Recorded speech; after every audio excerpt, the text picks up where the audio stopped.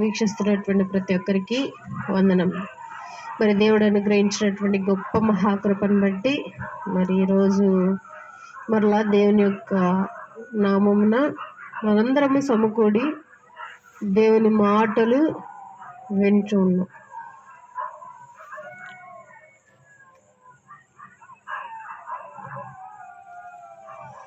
కాబట్టి ఈరోజు ఒక మర్మమును మనం తెలుసుకుందాం.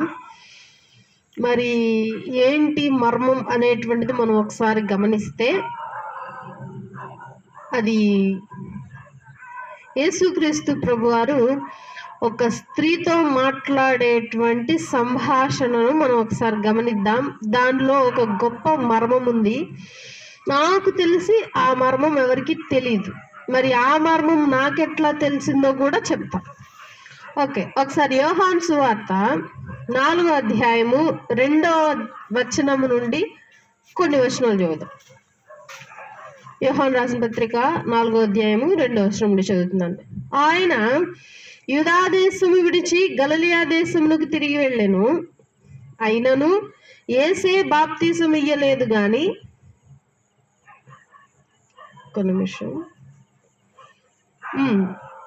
బాప్తిసం ఇయ్యలేదు కానీ ఆయన శిష్యులు ఇచ్చుచుండేరి. ఆయన సమరయ మార్గమున వెళ్ళవలసి వచ్చెను గనుక యాకోబు తన కుమారుడైన యోసేపుకి ఇచ్చిన భూమి దగ్గరనున్న సమరయలోని సుఖారను ఒక ఊరికి వచ్చెను.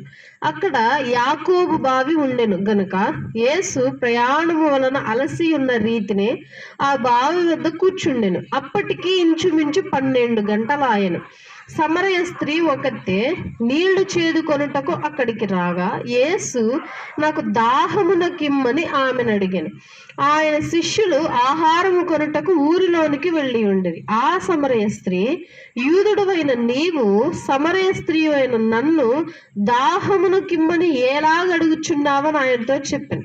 ఏలైనగా యూదులు సమరయులతో సాంగత్యము చేయరు. అందుకు యేసు, నీవు దేవుని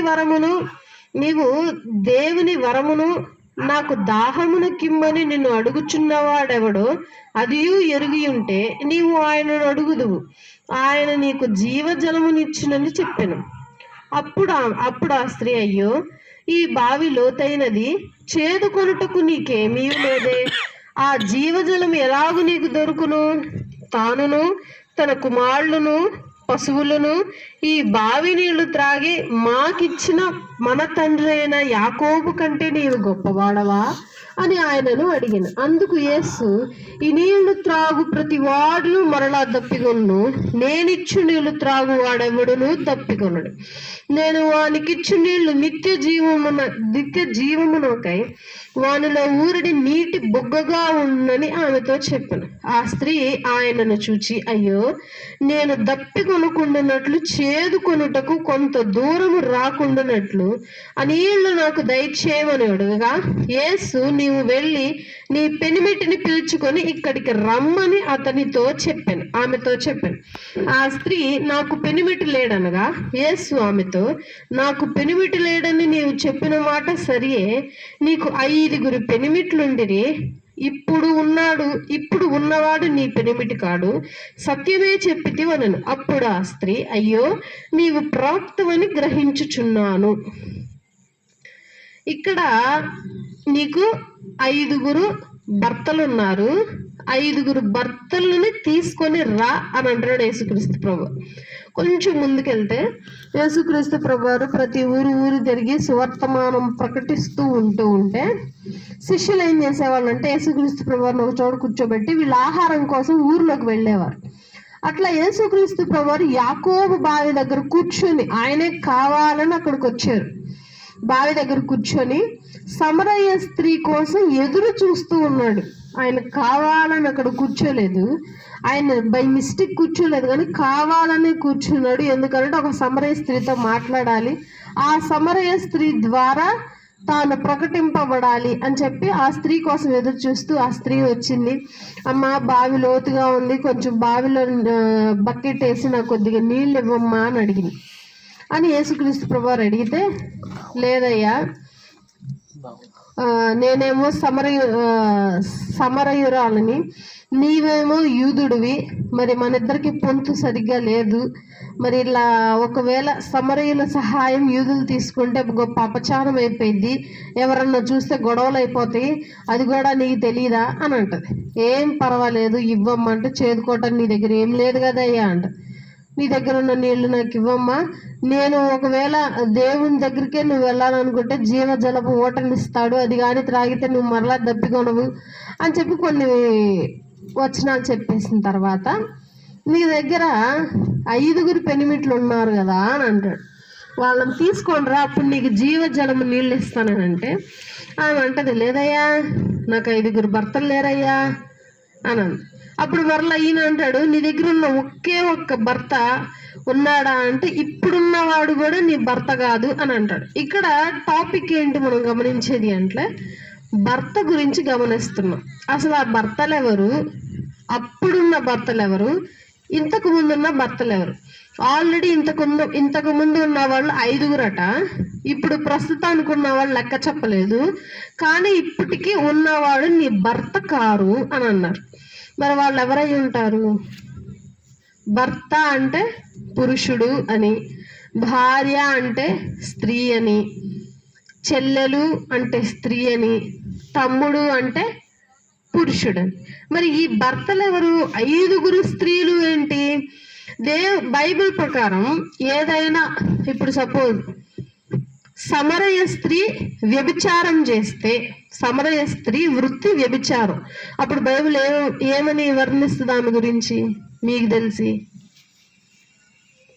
వ్యభిచారిణి అనే వర్ణిస్తుంది, సమరయ స్త్రీ అని వర్ణించదు. సమరయ స్త్రీ అని వర్ణించాలి అని అనుకుంటే వ్యభిచారి అయిన సమరయ స్త్రీ అని వర్ణించవచ్చు, కానీ ఇక్కడ ఓన్లీ సమరయ స్త్రీ అనే వర్ణించాడు. కానీ ఈమెకు 5 భర్తలు. 5 భర్తలుండి ఇప్పటి పాత, ఇంతకు ముందు 5 భర్తలు, ఇప్పుడు కొత్తగా ఇంకో కొంతమంది భర్తలు ఉన్నారు అని అంటే ఈమెను వ్యభిచారిణిగా మనం గమనించవచ్చు. మరి ఈ వ్యభిచారిణి అని బైబిల్ ఎక్కడ వ్రాయబడలేదు, ఈమె ఓన్లీ సమరయ స్త్రీ అని వ్రాయబడి. ఇక్కడ మరి ఆ భర్తలు ఎవరని మీరు అనుకుంటున్నారు? ఇక్కడ భర్త అని అంటే దేవుళ్ళు అని అర్థం, వారి దేవుళ్ళు అని అర్థం. ఎక్కడైనా సరే, ఏ మతంలో అయినా సరే, ఏ దేవుళ్ళ సంఖ్యలో అయినా సరే, ఇప్పుడు నేనున్నాను, ఒక రాయిని మొక్కని, పుట్టను మొక్కని, చెట్టును మొక్కని, దేన్ని మొక్కినా తను నాకు భర్త అవుతాడు, నేను తనకి భార్యను అవుతా. అది క్రైస్తవ్యంలో ఉంది, హిందూయిజంలో ఉంది, ఇక వేటి విషయంలోకి వెళ్ళా ఉంది. మీరు బాగా గమనిస్తే, విన్నారా ఎప్పుడైనా? వినలేదా? ఇప్పుడు భర్తగా, భార్యగా, దేవుళ్ళను భర్తగా స్వీకరిస్తారు పురుషుడితో సహా. భర్త అంటే ఓన్లీ భార్యకే కదా, కానీ భర్త అంటే భార్యకి భర్తకి ఇద్దరికి వస్తుంది, కానీ దేవుణ్ణి భర్తగా చూస్తారు. మరి ఎందుకు ఇక్కడ 5 భర్తలు అని అంటే, ఇక్కడ ఏంటంటే అర్థం, విగ్రహాలని యేసుక్రీస్తు ప్రభువారు భర్తలుగా చెప్తున్నారు. ఆమె కూడా ఒప్పుకుంది, నాకు 5 లేరయ్యా, ఉన్నవాళ్ళు కూడా భర్తలు కాదయ్యా వాళ్ళు. తర్వాత వెలిగింది ఆమెకు బలువు. ఎవరున్నారు ఆమెకి? 5 విగ్రహాలు నాకు పూజించేది ఇంతకు ముందు, ఇంకొన్ని విగ్రహాలు యాడ్ అయినాయి, వాటిని భర్తగా అనుకునేవాళ్ళు. పాత కాలంలో ఏం చేసేవాళ్ళు అంటే, పూజించే ప్రతి విగ్రహాన్ని భర్తగా అనుకునేవాళ్ళు. ఈ లాజిక్ మనలో కూడా ఉంది తెలుసా? నా ప్రియుడా, నా ప్రియేసు, నా వరుడా, పెళ్లి కుమారుడా. వరుడెవరు? పెళ్లి కుమారుడు ఎవరు? వధువు ఎవరు? లోక కళ్యాణం ఎక్కడ? లోక కళ్యాణం ఎవరికి చెప్పండి? ఈ బైబిల్లో ఆల్రెడీ రాయబడింది. ఇది ఆల్రెడీ ఒక క్వశ్చన్ ప్రతి ఒక్కరిలో. పెండ్లి కుమారుడు రాబోతున్నాడు, పెండ్లి కుమారుడు కోసం వేచి ఉండాలి వధువు అని అంటది బైబిల్. మా మామయ్య, బాబాయ్, ఎంత చండాలంగా ఉంది వినటానికి. భర్త ఏంది దేవుడు, మనం భార్య ఏంటి? వధువు సంఘం ఏంటి? వరుడి కోసం ఎదురు చూసేదేంటి? వినటానికి ఎంత చండాలంగా ఉంది. దాన్ని మనం ఎందుకు వధువు సంఘం అని చర్చెస్ పేర్లు కూడా ఉంటాయి తెలుసా? సంఘం పేరు వధువు సంఘం అని కూడా ఉంటుంది. ఎంత ఎబ్బెట్టుగా ఉంది. దేవుణ్ణి ఎలా చూడాలి మనం? ఏ రీతిగా చూడాలి? కానీ బైబిల్ ఏంటి ఎలా చెప్పింది? దాన్ని మనం ఎందుకు ప్రోత్సహిస్తున్నాం? వధువు సంఘం అని మనం ఎందుకు అంటున్నాం? ఇది చాలా మర్మం ఉంది దీంట్లో, బాగా గూఢార్థం ఉంటుంది. ఇది నేను ఎప్పుడు ఆలోచించలేదు, కానీ ఒకసారి విన్నా. ఈ పదం విని కూడా నాకు అర్థం కాక వదిలేసా, దాన్ని అట్లా పక్కన పెట్టేశా. ఈరోజు నేను పని చేసుకుంటా ఈ టాపిక్ వచ్చింది మనసులో ఒక్కసారిగా, వధువు సంఘం. మనసులో వచ్చేసరికి అర్థమైంది, ఆహా ఇదా లాజిక్ అని చెప్పి. ఆ లాజిక్ ఏంటో చెప్తా. యేసుక్రీస్తు ప్రభువారు భూలోకానికి వచ్చాక, నేను మీలాగే మీ సహోదరుణ్ణి అని అన్నాడు దేవుడు. నేను మీలాగే సహోదరుణ్ణి అని అంటే, ఇప్పుడు నేనున్నాను, యేసుక్రీస్తు ప్రభువారు ఇప్పుడు నేను అన్న అనుకోవచ్చు, తమ్ముడు అనుకోవచ్చు. మీరు మీకంటే పెద్దడు కాబట్టి అన్నయ్య అనుకోవచ్చు, లేదు మీరు అనుకుంటే తమ్ముడు అనుకో. అంటే మీ సోదరుడిలాగా నన్ను భావించండి. నేనేదో దేవుని కుమారుని అలా భావించుకుంటే నన్ను సోదరుడిలాగా భావించండి అని అన్నాడు క్రీస్తు. ఇక ఆయన పరలోకానికి వెళ్ళిపోయాక మళ్ళీ తిరిగి వచ్చే టయానికి వరుడిలా తిరిగి వస్తాడు. ఆ రాకడ సమయాన్ని మొత్తం కళ్యాణం అని అన్నారు. ఎత్తబడే సంఘం అంతా వధువు సంఘం అని అన్నారు. వధువుగానే ఎందుకు పోల్చారు? పెండ్లి విందుకు రాజు పిలువగా సాకులు చెప్పిరి కొందరు. పెండ్లి విందుకి రాజు పిలిస్తే ఎక్కడైనా వెళ్లకుండా ఉంటారా? చక్కగా ఇంట్లో అన్నం వండుకునే పని ఉండదు, హ్యాపీగా వెళ్ళి తినేసి రావచ్చు. అదే రాజు అంటే 3 పూటలు పెడతారు, 3 రోజులు పెడతారు, ఘనంగా చేస్తారు. కాబట్టి ఎక్కడైనా వెళ్ళకుండా ఉంటారా ప్రజలు? రాజు పిలిస్తే ఊరుకుంటాడా రాజు? శిక్ష విధిస్తాడు ప్రతి ఒక్కరు. కానీ ఈ రాజు పెళ్లికి పిలిస్తే సాకులు చెప్తున్నారంట. ఎందుకని? పెళ్లి మీదకి తీసుకెళ్ళాడు దేవుడు. వధువు వరుడు అని చెప్పి వర్ణిస్తున్నాడు. దేవుడేమో వరుడు అంట, మనమేమో వధువు అంట. ఎందుకు అట్లా? ఎందుకు ఆ విధంగా వర్ణించాలి?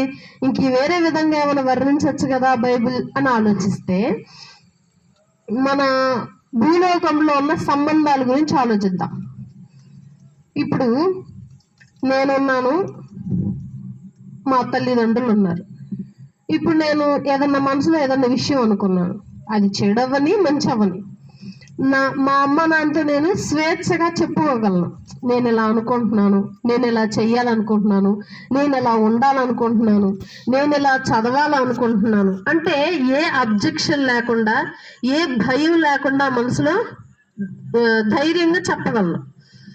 అదే నా చెల్లితో అయితే చెప్పగలను. అదే నా ఫ్రెండ్స్తో అయితే కొంత చెప్పగలను, పూర్తిగా చెప్పలేను.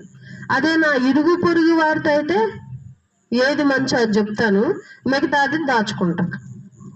అంటే ఏ సంబంధము క్లోజ్గా ఉంది ఇప్పుడు మానవునికి? తల్లి, తండ్రి, బిడ్డ, ఈ ముగ్గురు సంబంధం క్లోజ్గా ఉంది. అర్థమవుతుందని చెప్పేది. ఇప్పుడు నేనున్నా, నాకు పెళ్లి సంబంధం చూసారు ఎగ్జాంపుల్గా. నాకు అబ్బాయి నచ్చలేదు, నేను వెళ్ళి అబ్బాయికి చెప్తాను, అమ్మ నాన్న చెప్తాను? మా అమ్మ నాన్న చెప్తా. ఇప్పుడు మా అమ్మ నాన్న ఏం చేస్తారు? అర్థం చేసుకోవడానికి ట్రై చేస్తారు. అంటే ఆ స్వేచ్ఛ ఎక్కడి నుండి వచ్చింది? వాళ్ళ పెంపకం నుండి వచ్చింది, వాళ్ళ ప్రేమ నుండి వచ్చింది. కాబట్టి నేను ఆ స్వేచ్ఛ కలిగి ఉంటా. ఆ స్వేచ్ఛ నాకు ఎప్పటిదాకా ఉంటుంది? వాళ్ళు చనిపోయేదాకా ఉంటుంది. అంతేనా? తల్లిదండ్రులకు ఇంకొకరు రారు కూడా. ఆ స్వేచ్ఛ కూడా ఎవరు ఇవ్వలేరు. చెల్లెల దగ్గరికి వెళ్ళినా ఒక స్వేచ్ఛ, ఫ్రెండ్స్ దగ్గర ఒక స్వేచ్ఛ, ఇరుగు పొరుగు వారి దగ్గర ఒక స్వేచ్ఛ, బంధువుల దగ్గర ఒక స్వేచ్ఛ. ఇదొక కమ్యూనిటీ అయితే, ఇప్పుడు ప్రపంచంలో అతి బలమైన బంధం, అతి తేలికైన బంధం ఒకటి ఉంది. ఏంటది? బలమైనది, తేలిక అంటే వీక్, బలహీనమైనది బంధం. ఏంటది మీకు తెలిసి? బలమైనది బలహీనమైనది, దాన్ని మనం ఎట్టుంచుకుంటాం అది మన ఇష్టం కాదు. బలహీనమైన బంధం బలమైన బంధం చెప్పాలి ఏంటది? భార్య భర్తల బంధం, అవునా కదా? సరిగ్గా ఉంటే బలంగా ఉంటది, ఎట్టబడితే అట్టుంటే బలహీనంగా ఉండిద్ది. కానీ శ్రేష్టమైన బంధం అదే భూలోకంలో. ఎందుకు? మన తల్లిదండ్రులు 20 సంవత్సరాలు ఉంటారు, లేదా మహా 25 సంవత్సరాలు మనతో ఉంటారు. మిగతా జీవితం అంతా ఒక స్త్రీ ఒక పురుషుడే గడపాలి. ఒక స్త్రీ ఒక పురుషుడే మిగతా సంవత్సరాలన్నీ బతకాలి. కాబట్టి ఆ బంధాన్ని గొప్పగా బైబిల్ కూడా వర్ణించడం జరిగింది. పురుషుడు ఒంటరిగా ఉండటం మంచిది కాదు కనుక స్త్రీని నిర్మింపడం జరిగింది. వారిద్దరూ తల్లిదండ్రులను విడిచి హత్తుకొనట జరుగుతుంది. నా ఎముకలో ఎముక, నా మాంసములో మాంసము అని పోల్చబడి, వీళ్ళిద్దరిది ఒక సపరేట్ బంధం, శ్రేష్టమైన బంధం అని చెప్పచ్చు. అయితే యేసుక్రీస్తు ప్రభు వారు కూడా ఆ బంధాన్ని మనకు తెలియజేస్తున్నారు. ఇక్కడ దేవునికి మానవునికి భార్యాభర్తల సంబంధంగా చూపిస్తున్నారు. ఇప్పుడు సపోజ్ ఎగ్జాంపుల్గా నేనున్నాను, ఇప్పుడు మా నాన్న ఏదో పని చెప్పాడు నాకు, ఎగ్జాంపుల్గా అమ్మ లేసి కొద్దిగా టీ పెట్టమ్మా అన్నాడు. నేను పెట్టం పోనానా అంట. అప్పుడు ఏం చేస్తాడు మా నాన్న? మా అమ్మకి చెప్తాడు, లేకపోతే మా చెల్లికి చెప్తాడు, లేదంటే మా నాన్న బయటికి వెళ్ళి తాగేసి వస్తాడు. అవునా? ఇప్పుడు నా భర్త చెప్పాడు లేచి కొద్దిగా టీ పెట్టమ్మా, పెట్టాలిగా, ఖచ్చితంగా పెట్టు. నువ్వు ఎట్లాగన్నా ఉండు, కాళ్ళు పడిపో చేతులు పడిపో ఏదన్నా కానీ నువ్వేం చేయాలి? ఫస్ట్ చెప్పింది చెయ్యాలి. అంటే ఆ స్వేచ్ఛ నీకేమైంది? భర్త దగ్గరికి వచ్చేసరికి తగ్గింది. ఆ తల్లిదండ్రుల దగ్గర ఉన్నటువంటి ఏమంటారు యొక్క ధైర్యం ఏమైంది?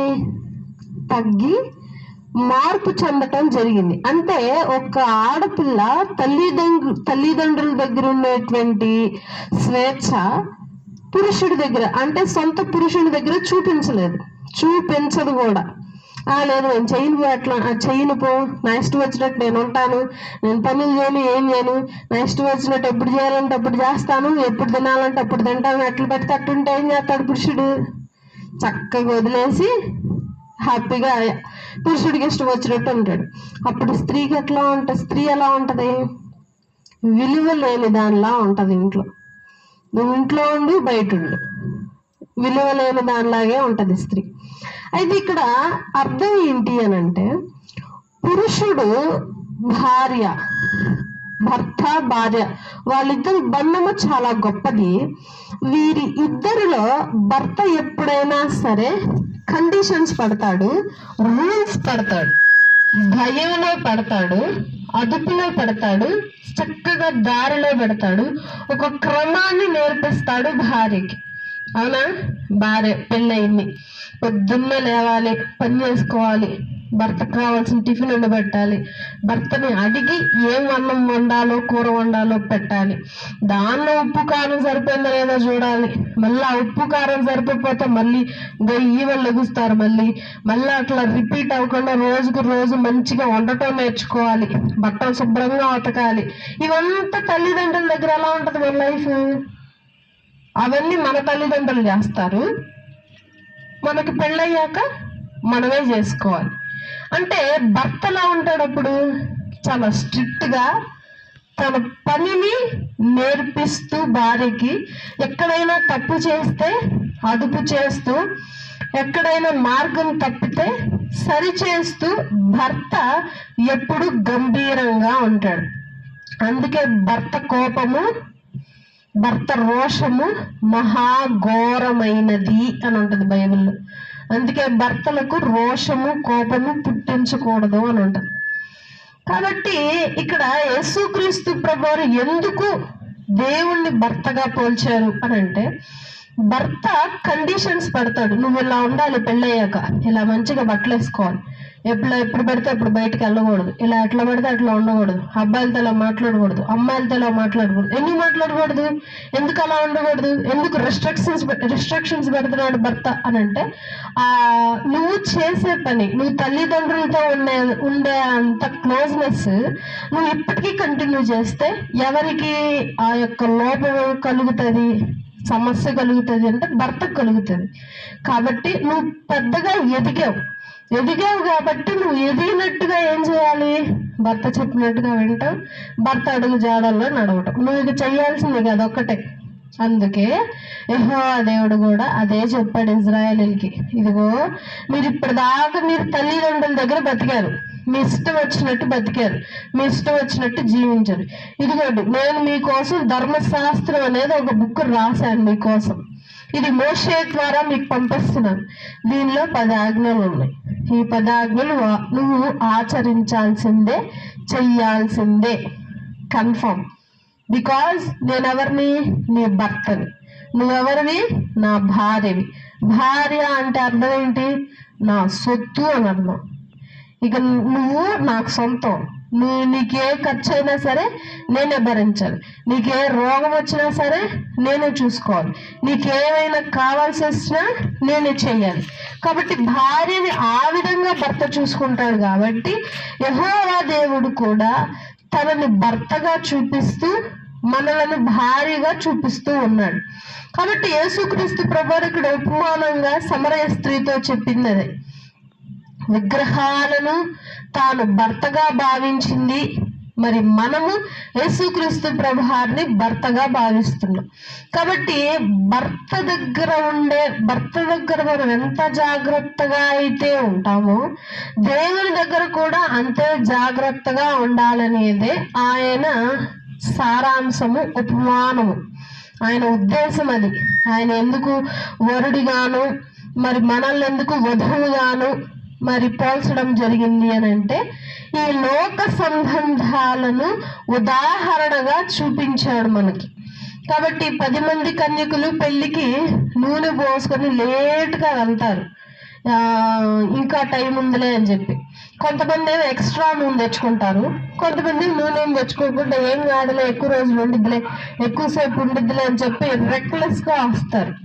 అలా మనం పెళ్లి విందుకు వెళ్ళబోతున్నాం, మనం ఒక పెళ్లికి కుమారుడి దగ్గరికి మనం వెళ్ళబోతున్నాం, మనం ఒక వధువుగా వెళ్ళబోతున్నాం అని అంటే అర్థం.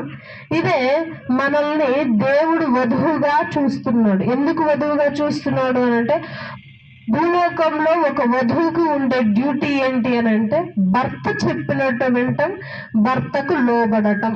మన బైబిల్ మొత్తం అదే చెప్తుంది. నా కుమారుడా నా మాట ఆలకించుడి, చెవులు గలవాడు వినుగాక, నీ దేవునికి లోబడుడి.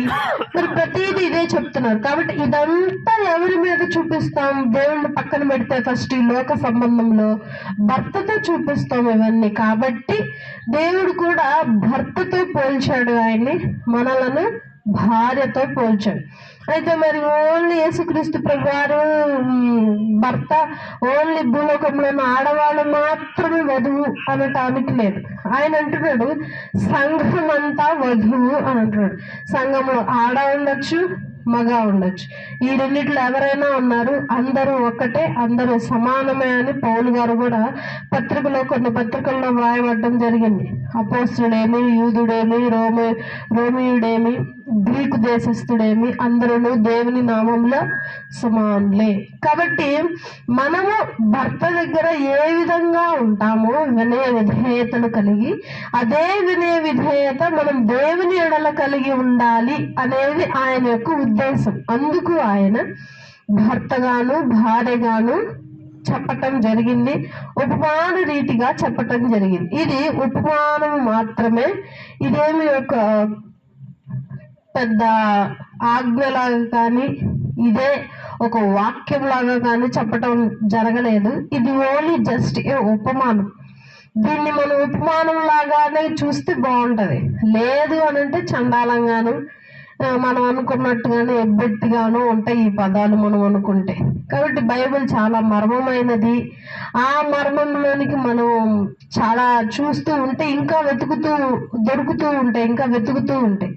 నాకు చాలా భలే తెలిసిందనమాట. ఈ వాక్యం నాకెవరు చెప్పలేదు, నేను ఎక్కడా వినలేదు. నా మనస్సే ఈ ఆలోచన ఒక్కసారిగా సృష్టించింది అనమాట.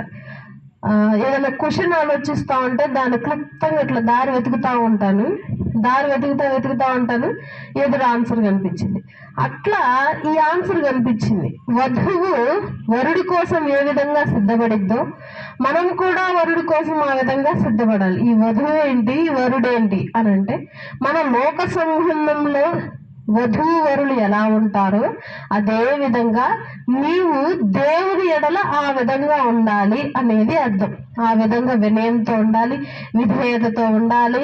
మరి భర్తను అడగందే కనీసం మనం ఏ ప్రోగ్రామ్స్ కండక్ట్ చేసుకోము.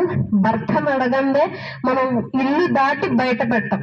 అందుకే దేవుడు అంటున్నాడు, మీరు ఏ కార్యం చేసినా నన్ను ముందు పెట్టండి అనేది. అందుకే మీరు ఏ తలంపులు తలంచాలనుకున్నా నాకు ఒక మాట చెప్పి ఆ కార్యము తలంచండి అని అంటున్నాడు దేవుడు. మీరు ఏ క్రియలు చెయ్యాలన్నా నన్ను ఒక మాట అడిగి మీరు చెయ్యండి అని అంటుంది అందుకే దేవుడు. కాబట్టి ఇవన్నీ బైబిల్ మొత్తం గమనిస్తే వధూవరుల సంభాషణ, వధూవరుల జీవితమే గనుక దానిని క్లుప్తంగా నేను భర్తని, మీరు భార్య అని చెప్పడం జరిగింది. ఈ గొప్ప మర్మము మనందరం తెలుసుకోవాలని, మరి ఈ మర్మము తెలియని వారికి తెలియజేయాలని మనవి చేస్తూ ఈ చిన్న మాటలు దేవుడు మన వెనుకల్లో దీవించి ఆశీర్వదించి బలపరచునుగాక. ఆమేన్. అందరు తలల నుంచి కళ్ళు మూసుకున్నట్లయితే ప్రార్థన చేసుకుందాం. మమ్మల్ని మిక్కుగా ప్రేమించిన మా ప్రేమల గొప్ప తండ్రి, నేర్చేటువంటి గొప్ప దినం బట్టి, సమయం బట్టి వందనములు, స్తుతులు, స్తోత్రములు ప్రభువా. నిన్నటి వరకు మీరు రెక్కల కాపుదల భద్రపరిచి మా జీవితంలో ఇంకొక రోజును అనుగ్రహించారు. వందనములు.